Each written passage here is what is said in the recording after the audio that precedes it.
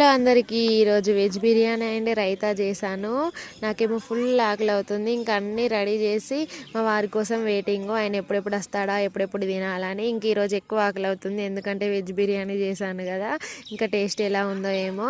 ఇంకా మా వారికి కాల్ చేశాను, వస్తావా, లేట్ అవుతుందంటే అంతే, అదే టైం అవుతుంది అన్నాడు. ఇంకా ఆకలి అవుతుంది అనేసరికి చాయ్ పెట్టుకొని తాగన్నాడు. ఇంక ఇంట్లో పాలు కూడా ఉన్నాయి, బిస్కెట్ కూడా ఉంది కదా అని ఇంకా చాయ్ పెట్టుకొని తాగేసాను. ఇంకా మా చిన్నారు నేను అటు ఇటు తిరుక్కుంటూ వెయిట్ చేస్తున్నాము, ఎప్పుడు వస్తాడో ఏమో అని. ఇంక ఇట్లయితే కాదని మా చిన్నారు నేను ఇద్దరం బయటకు వచ్చాము. ఇంకా అందరు వస్తున్నారు, స్కూల్ బస్సు కూడా వస్తుంది. ఇంకా మా వారే వస్తలేరు. ఇంకా మేమిద్దరం వెయిటింగ్, ఆయన ఎప్పుడు వస్తాడో ఏమో అని. ఇంకా వెజ్ బిర్యానీ కూడా వెయిటింగ్, నన్ను ఎప్పుడు తింటారో ఏమో అని.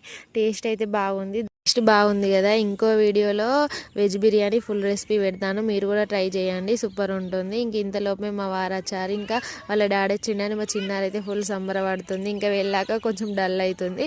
ఇంకా అన్నీ రెడీ చేసి పెట్టాను, ఇంకా మంచిగా తినచ్చు అనే టైంలోనే ఇంకా ఇందులోకి ఆమ్లెట్ అయితే బాగుంటుంది కదా అని అంటున్నాడు. ఏమో నాకైతే ఆకలి అవుతుంది, నేనే వేస్తానా కానీ అతను వేస్తున్నాడు. ఇంకా నేను కూడా ఒక బుక్క పెట్టుకొని టేస్ట్ చేశాను, బాగుంది. ఇంకా ఆయన వచ్చేవారికి ఆగుదాం కదా, ఆమ్లెట్ వేసి వచ్చేవారికి ఆగుదాం, మనకు కూడా ఒకటి వస్తుంది కదా అని ఆగేసాను. ఇంతలోపే ఆమ్లెట్ వేసాడు, ఆమ్లెట్ అయితే సూపర్ ఉంది. ఇంకా omelette, tomato chutney and raita పెట్టుకొని కలిపి తింటే ఉందబ్బా, సూపరు. ఇంకా డైలీ ఓన్లీ వైట్ రైస్ ఏం తింటారో అప్పుడప్పుడు ఇలా ట్రై చేయండి, మంచిగా ఉంటుంది టేస్ట్. రైస్ అయితే భలే వచ్చింది, పొడి పొడిగా. నేనైతే ఇంకా మెత్తగా అవుతుంది కావచ్చు అనుకున్నాను. ఇంకా నేను కూడా వంటలు బాగానే చేస్తున్నాను. ఇంకా రోజు తినే కానీ వల్ల కొంచెం ఎక్కువనే తినేసాము, నైట్ కూడా ఇదే తినేసాము. సబ్స్క్రైబ్.